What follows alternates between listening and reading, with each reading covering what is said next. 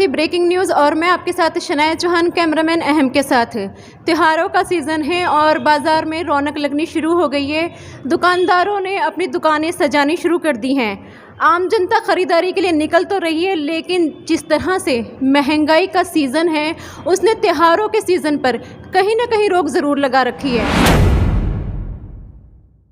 आज इसी मुद्दे पर बात करने के लिए मेरे साथ मौजूद हैं सुभाष शर्मा जी, जो कि आम आदमी पार्टी से हैं। सर, सबसे पहले बहुत बहुत स्वागत है आपका। धन्यवाद।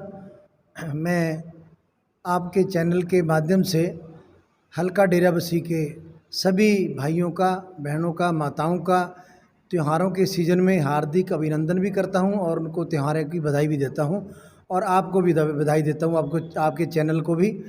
आज जो आपने क्वेश्चन किया है महंगाई के बारे में, आपको याद होगा 2014 में मोदी गवर्नमेंट पूरे की पूरी महंगाई के ऊपर डिपेंड थी। पूरी की पूरी महंगाई के मुद्दे के ऊपर उसने 2014 का इलेक्शन लड़ा और उस इलेक्शन को महंगाई को इतना लाइट में कर दिया कि लोगों के मन में एक बात आ गई कि आज वाकई महंगाई है। जबकि उस समय में और आज के समय में महंगाई में अंतर अगर आप देखिए, पेट्रोल 45 रुपये था, डीजल 40 रुपये लीटर था 2013 में। आज 100 रुपये डीजल है और 105-107 रुपये पेट्रोल की कीमत हो चुकी है। अगर हम किचन के सामान की बात करते हैं, हम गांव में भी जाते हैं, शहरों में भी जाते हैं। आज गृहिणी हमारी जो घर की माताएं बहनें जो किचन संभालती हैं, आज उनका बजट पूरी तरह हिल के रह गया है। आज ये सरकार जो गवर्नमेंट सेंटर में है या स्टेट में है, इन सरकारों को आज जगाना होगा, इनको बताना होगा कि जो 300 साढ़े 300 का रसोई गैस का सिलेंडर था, आज वो 950 रुपये का हो गया है। जो मिठाई 150 रुपये, 200 रुपये, 250 रुपये थी, आज वो 500, 600, 700 हो गई है। कसूर मिठाई वालों को नहीं है, कसूर हमारे सिस्टम में है। हमारा सिस्टम इतना करप्ट है कि कभी वही चीनी 30 रुपये हो जाती है और 2 महीने के अंदर वही चीनी 45 रुपये हो जाती है। क्या 2 महीने में इतना ज़्यादा कंजप्शन बढ़ जाती है कि वो 30 वाली चीज़ 45 हो जाती है? ज़्यादा नहीं कहता, मैं आपके चैनल के ज़रिए से कहना चाहता हूँ कि जो बीजेपी सरकार ने काला बाजारी की है, जो उन्होंने बिजनेसमैन लोग जितने भी हैं उनको बुरे तरीके से प्रभावित किया है, और आम आदमी पार्टी का यही मुद्दा है कि लोगों को कम से कम इस महंगाई से निजात दिलाए। अगर आप अगला क्वेश्चन पूछेंगे आम आदमी पार्टी का ऐसा क्यों है जी? आम आदमी पार्टी ने पेट्रोल और डीजल 10 रुपये दाम घटाया है। पंजाब में भी घटना चाहिए, हरियाणा में भी घटना चाहिए, मगर इन लोगों को महंगाई के नाम से वोट चाहिए। 2014 में मैंने आपको अभी भी बताया है कि जिस समय सरसों का तेल 70 रुपये लीटर था, आज 190 रुपये लीटर है। डालडा घी 80 रुपये था, आज 200 रुपये लीटर है।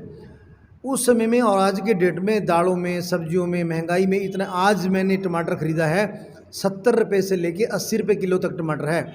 बताइए, त्योहारों का सीज़न है, सब लोग सोच रहे हैं कि घरों को सजाया जाए, घरों को अच्छी तरह एक अच्छी उनको दिशा दी जाए, रसोई में अच्छा खाने को आए और बच्चे अच्छा खाएं। आज सब्जियों में आलू 40 रुपये किलो है, प्याज 50-60 रुपये किलो है। अगर एक गरीब आदमी, एक आम लोग जितने हमारे गांव में रहते हैं या जितने हमारे गरीब मुलाजम वर्ग है, मध्य वर्ग है, आज वो 70 रुपये 80 रुपये टमाटर खरीदेंगे तो बजट कहाँ जाएगा? अगर 80 रुपये वाला सरसों का तेल 200 रुपये खरीदेंगे तो बजट कहाँ जाएगा? आज मैंने पढ़ा है कि महंगाई भत्ते की सेंटर ने 3% दी है। महंगाई आपने 110% बढ़ा दी और महंगाई भत्ते की किस्त आप 3% दे रहे हो मुलाजमों को। कैसा मजाक करते हो आप लोग? ऐसा मजाक आप मुलाजमों के साथ मत करो, ऐसा जिम्मेदारों के साथ मत करो। अगर गेहूं का भाव बढ़ाया है 50 रुपये, अगर अभी धान का भाव बढ़ाया है 20 रुपये, 30 रुपये क्विंटल के पीछे महंगाई आप बढ़ा रहे हैं 110-120 गुना ज़्यादा। और जब दामों की बात आती है वो आप ऐसे बढ़ाते हैं जैसे एक बच्चे को टॉफ़ी दे के टाल दिया जाता है। तो मैं महंगाई के मुद्दे पे दोनों सरकारों को, चाहे वो सरकार कांग्रेस की रही हो चाहे बीजेपी की रही हो सेंटर में, दोनों सरकारें महंगाई रोकने में बिल्कुल फेल हुई हैं। ये इनका फेलियर है और बिल्कुल आज लोग महंगाई पे त्राही त्राही कर रहे हैं। मेरे को लगता है कि त्योहारों का हमारा जो सीज़न है वो भी इस इतनी महंगाई में फीका ही रहने वाला है।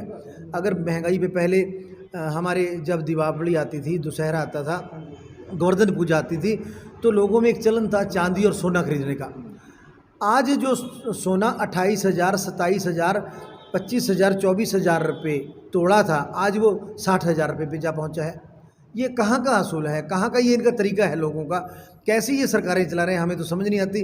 क्या ये अंबानी अंडानी के हाथों बिक चुके हैं, पूरा देश उनको गिरवी रखना चाहते हैं? इसलिए मैं आपके चैनल के माध्यम से मोदी जी को भी और पंजाब में कांग्रेस की सरकार है चन्नी जी को भी ये मैसेज देना चाहता हूं और अपील करता हूं और दरख्वास्त करता हूं, गुजारिश करता हूं कि कम से कम आप मध्य वर्गीय परिवार का और गरीब लोगों का, किसानों का ध्यान रखिए, ताकि लोग अपने त्यौहार अच्छे तरीके से मना सकें। सर, जैसे अभी आपने कहा कि चीनी के दाम हो या किसी भी चीज़ के दाम हो 2-3 महीने में ही ऊपर चले जाते हैं, तो क्या कहीं ना कहीं कालाबाजारी को भी बढ़ावा मिल रहा है? बिल्कुल मिल रहा है।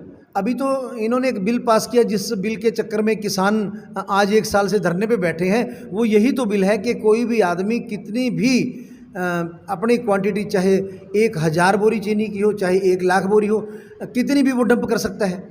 अगर एक आदमी डंप करेगा, अगर पूरे हिंदुस्तान को हम कंट्रोल कर लेंगे दाल में, चीनी में, या जितना हमारा परचून है, तो महंगाई बढ़ेगी।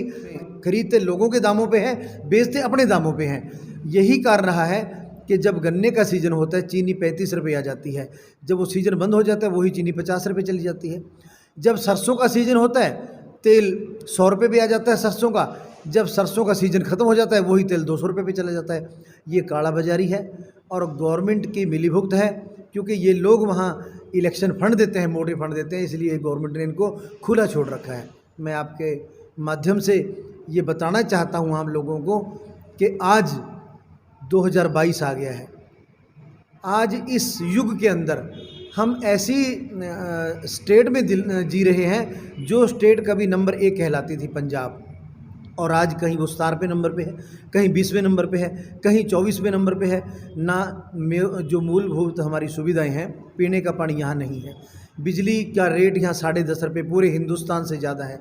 हॉस्पिटलों की बात करते हो, आपने देखा कि पिछले 5 महीने से मलेरिया फैला हुआ है, डेंगू फैला हुआ है, मतलब पूरा हल्का डेरा बस्सी त्राही त्राही मचा रहा है। मैंने 2-3 बार चैनलों के माध्यम से और प्रिंट मीडिया के माध्यम से हल्का इंचार्ज दीपेंद्र ढिल्लो जी को भी और हमारे 10 साल से एमएलए हैं NK शर्मा जी को भी दरखास्त कर चुका हूँ, बेनती कर चुका हूँ कि शर्मा जी आप डीलर हैं, डीलर रहिए। मज़दूरों को, ज़िम्मेदारों को, एम्प्लॉइज़ को, बिजनेसमैन को ये अपील करता हूँ कि इस बार ना चूकिए। 2022 में आपने कांग्रेस को भी मौके दिए, 70 साल में आपने अकाली दल को भी मौके दिए, सभी को आजमाया, इस बार आम आदमी पार्टी को मौका दे, ताकि पंजाब का शासन, पंजाब का प्रशासन सही तरीके से चल सके। सर, कोरोना वैक्सीन के जो 100 करोड़ का वैक्सीनेशन हुआ है, आंकड़ा पार करा है 100 करोड़ का, उसका जश्न तो केंद्र सरकार मना रही है, लेकिन कहीं ना कहीं लगता है कि जो महंगाई बढ़ रही है उस पर भी केंद्र सरकार को कुछ टिप्स लाने चाहिए, कुछ इस तरह के नियम बनाने चाहिए कि महंगाई ना रहे। देखिए, केंद्र सरकार का सराहनीय कदम है कि उन्होंने 100 करोड़ वैक्सीन की है, बहुत अच्छी बात है। जहाँ अच्छी है तो वहाँ अच्छी बोलेंगे। 100 करोड़ वैक्सीन हुई है, बहुत अच्छी बात है। आगे के लिए भी आंख ना मूंदे, आगे के लिए भी वैक्सीन जारी रखें, और जिस तरीके से अभी स्पीड है उस तरीके से उसको कम ना होने दें, वैसे ही वैक्सीन लगती रहे, तब जाके हम 2 साल 3 साल में कवर करेंगे, क्योंकि हमारे इतना बड़ा देश है, इतनी बड़ी आबादी है। दूसरा सवाल आपने किया महंगाई के, कि महंगाई पे भी नज़र होनी चाहिए। महंगाई पे नज़र होनी चाहिए। वाकई ही मोदी जी से मैं अपील करता हूँ, निवेदन करता हूँ, बेनती करता हूँ कि मोदी जी, 1 साल से किसान धरने पे बैठे हैं, 1 साल से वो घर से बेघर हुए बैठे हैं।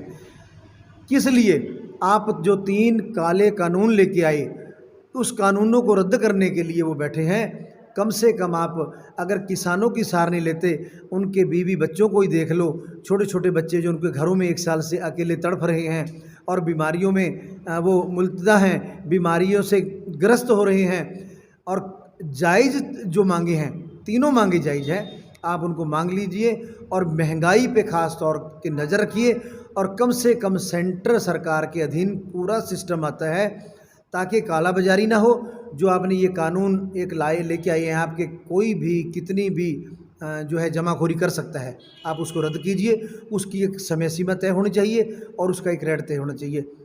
ये मोदी सरकार से मांग है हमारी और उनसे बेनती भी है। तो आपने भी सुभाष शर्मा को सुना, जिन्होंने कहा है कि मोदी सरकार का सराहनीय कदम तो है वैक्सीन का, लेकिन साथ ही साथ महंगाई पर भी कंट्रोल करना बेहद ज़रूरी है। साथ ही साथ उन्होंने सवाल उठाए हैं कांग्रेस पर भी कि जिस तरह से कांग्रेस ने यहाँ पर सरकार बनाई है, उसके बाद भी पंजाब नंबर 1 से नंबर 15, 16, 17 तक पहुँच गया है। तो कोशिश यही कर रहे हैं आम आदमी पार्टी से सुभाष शर्मा की लगातार लोगों से संपर्क साधते रहें और उन्हें जिस तरह से दिल्ली में जिस तरह से सारी सुविधाएं, मूलभूत सुविधाएं दी जा रही हैं, इसी तरह से पंजाब में भी सुविधाएं दी जाएंगी। ये सुभाष शर्मा ने आम आदमी पार्टी की तरफ से कहा है। बने रहिए डेराबस्सी ब्रेकिंग न्यूज़ के साथ।